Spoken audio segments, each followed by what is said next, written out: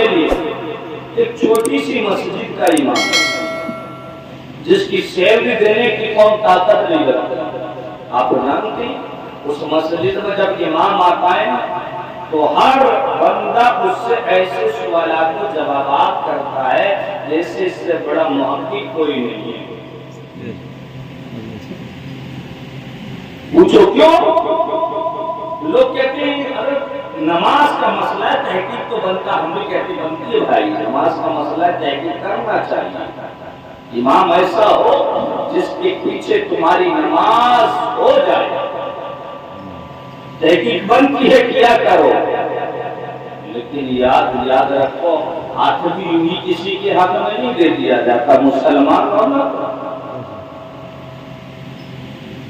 ایک مسجد کے امام کو 1000 تحقیقات تم نے کیا، لیکن کسی کے ہاتھ میں ہاتھ دینے سے پہلے تم نے کبھی اس کے تعلق سے غور و فکر کیا؟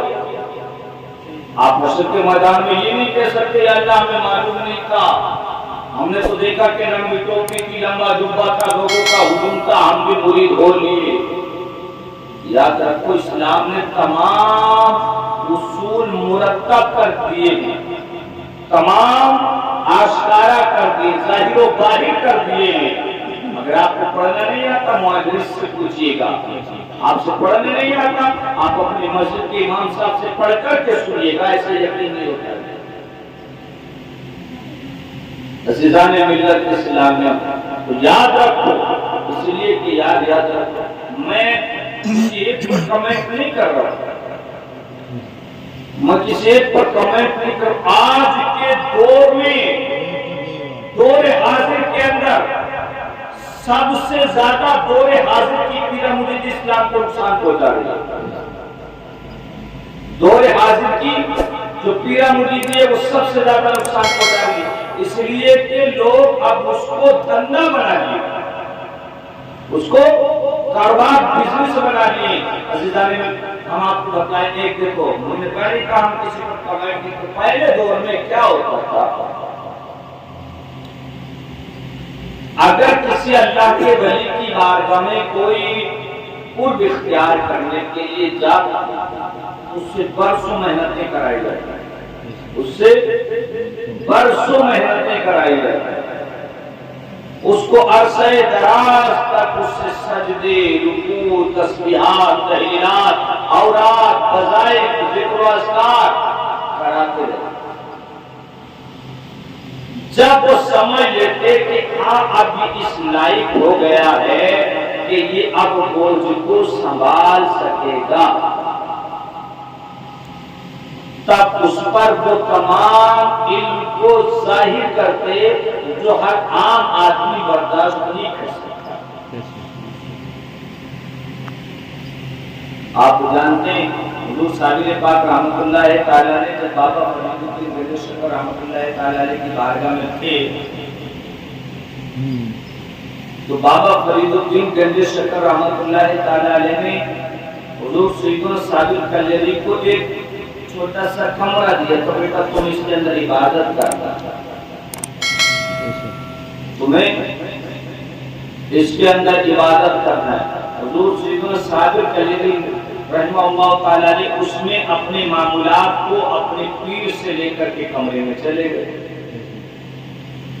اب وہیں پر سجدے، اوراد، وظائف، تسبیحات، تحلیلات، رات دن ذکر و اذکار، اللہ اللہ کی سزائیں کمرے سے گونجتی ہیں. بابا فرید الدین گنج شکر نے عبادت میں مشغول چھوڑ دیا، عرصہ دراز گزر گیا، ایک زمانہ گزر گیا لمبا، کافی دن گزر گئے.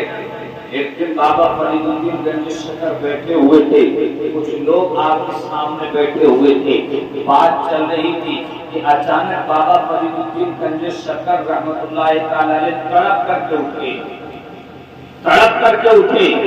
اور اٹھنے کے بعد اپنی مسند سے دوڑنے کے بعد میں صابر کلیری کے جا کر کے حجرے کو دھکا دیا، اس کے دروازہ کھولا، اندر گئے، صابر کلیری کا ہاتھ پکڑا کرنے کے بعد باہر آئے، جیسے ہی صابر کا جلی نے مجلس سے باہر قدم رکھا، کمرے میں فوراً آگ لگ گئی، کمرے میں آگ لگ گئی، چونکہ جلال اتنا زیادہ۔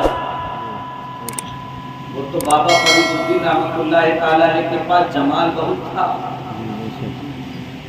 عزیزان ملت اسلام میں، لیکن آج ہمارے یہاں کیا ہے، دوسرے بازیاں جاتی ہیں۔ اگر تم نے کسی کی تعریف کر دی، جو تھوڑا سا فیمس ہو گیا نا کوئی بندہ، ولایت تو آج کے دور میں بڑا مشکل کام ہو گیا ہے نا، اگر کوئی بندہ فیمس ہو گیا نا، تھوڑا تم نے اس کی تعریف کر دی تو سر کا پگڑی اتار کر کے تیرے سرفراز سے تو بھی ولی ہے، تعریف اچھے سے آج سے تو بھی ولی ہے، کچھ بھی نہیں معلوم، اور اسی کو خلافت بھی، اس کو ولایت بھی، اس کو سجادہ نشین بھی، اس کو یہ بھی، اس کو وہ بھی، کون رہے گا ذمہ دار؟ اللہ کی عزت کی قسم، کہا تھا کسی کو بزرگ نے کہ یہ وہ لوگ ہیں کہ جن کو مرنے کے بعد ان کے مزارات کو بنا دیا جاتا ہے، لوگ انہیں بلی سمجھ کر کے چادر چڑھاتے ہیں، اندر فرشتے ان کی ٹھکائی کرتے ہیں۔ عزیزان ملت اسلامیہ، یاد رکھو ایک میدان دیا ہے تم کو مصطفیٰ نے، تمہیں جو بھی بننا ہوگا اسی فیلڈ کے اندر رہ کر کے بننا ہوگا، اس کے حدود کو اگر تم پار کرو گے، لمٹ کو کروس کرو گے تو یاد رکھو تباہ و برباد کر دیے جاؤ گے۔ اور اس فیلڈ کا، اس میدان کا نام ہے شریعت۔ اس شریعت کے میدان میں رہ کر کے تمہیں ولایت حاصل کر لو، چاہے عابد بن جاؤ، زاہد بن جاؤ، متقی بن جاؤ، پرہیزگار بن جاؤ، چاہے جو بن جاؤ، لیکن یاد رکھو تم یہ چاہو کہ شریعت سے آگے بڑھ کر کے چلنا ہے تو تم تباہ و برباد ہو جاؤ، کچھ نہیں بن پاؤ گے۔ یاد رکھو، میں بس ایک مثال دے کر کے گزر رہا ہوں کہ دنیا کے اندر ایک قوم ہے جس کو عیسائی کہا جاتا ہے، دنیا کے اندر ایک قوم ہے جس کو یہودی کہا جاتا ہے، اسی دنیا کے اندر ایک قوم ہے جس کو شیعہ کہا جاتا ہے۔ کبھی کبھی انسان کو اس کی محبت تباہ کر دیتی ہے۔ ہم نے کہا نا ہر چیز کی ایک لمٹ ہوتی ہے، ایک حد ہوتی ہے، جب بھی اس کو عبور کرو گے یاد رکھو تباہ ہو جائے گا۔ عیسائی عیسیٰ علیہ السلام کی سے محبت کرنا تو غلط ہے، ہم نہیں کرتے، ہم عیسیٰ علیہ السلام کی نبوت کو تسلیم کرتے ہیں، اور جو نہیں کرتا ہم کہتے ہیں کہ وہ بندہ کافر ہے۔ تسلیم کرنا پڑے گا ہر نبی کی نبوت کو، ہم تسلیم کرتے ہیں۔ اب کوئی کہے کہ وہ بھی عیسیٰ علیہ السلام کو مانتے ہیں تو ہم کہتے ہیں یار ان کو ان کی محبت نے ڈبو دیا۔ بولے کیسے محبت بھی کبھی ڈبوتی ہے؟ عیسیٰ علیہ السلام اللہ کے نبی ہیں، انہوں نے بھی نبی مانا، لیکن محبت میں اتنا ڈوبتے گئے، اتنا ڈوبتے گئے، ایک زمانہ آیا کہ اب وہ صرف نبی نہیں مانتے تھے بلکہ حضرت مریم کو اللہ کی بیوی کہنے لگے، اور عیسیٰ علیہ السلام کو رب کا بیٹا کہنے لگے۔ قرآن کے خلاف مسئلہ ہو گیا، لہٰذا ان پر کفر کا فتویٰ جاری کیا۔ قرآن نے کہا یہ کافر ہیں، اس لیے کہ رب وہ ہے جس کا کوئی شریک نہیں، اور بیوی وہ ہوتی ہے جس کو شریک حیات کہا جاتا ہے۔ بیوی وہ ہوتی ہے جو تیری جائیداد میں شرکت رکھتی ہے، تیری دکان میں شرکت رکھتی ہے، تیرے مکان میں شرکت رکھتی ہے۔ بیوی وہ ہوتی ہے جو تیری زندگی، تیری حیات میں بھی شرکت رکھتی ہے۔ صرف تیرے مکان میں اس کا حق نہیں ہوتا ہے، تیری دکان میں حق نہیں ہوتا ہے، تیرے زمین اور جائیداد میں بھی حق ہوتا ہے، بلکہ تیری زندگی میں بھی بیوی کا حق ہوتا ہے۔ اس کو شریک حیات کہا جاتا ہے، لائف پارٹنر بولا جاتا ہے۔ انہوں نے کیا بیوی کا شریک ٹھہرا دیا۔ اور عیسیٰ علیہ السلام کو رب کا بیٹا کا بیٹا کون ہوتا ہے؟ وارث ہوتا ہے، وارث ہوتا ہے، باپ کے قائم مقام ہوتا ہے، باپ کے قائم مقام ہوتا ہے، اور قائم مقام کی بھی وہی عزت اور توقیر اور وہی مرتبہ ہوتا ہے جو اصل کا ہوتا ہے۔ لہذا گویا کہ خدا کہہ دیا، لہذا قرآن کے خلاف ہو گیا، کفر کا فتویٰ جاری۔ یہودی یہ قوم بھی تو اللہ کے نبی کو مانتی ہے، موسیٰ علیہ السلام کو۔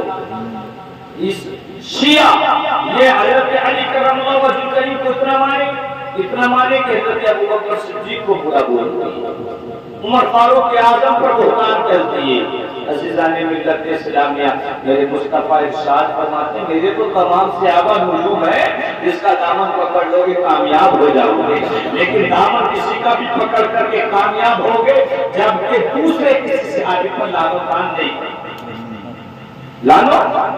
نہیں کرو گے۔ مسئلہ ہمارا کوئی تم کسی بھی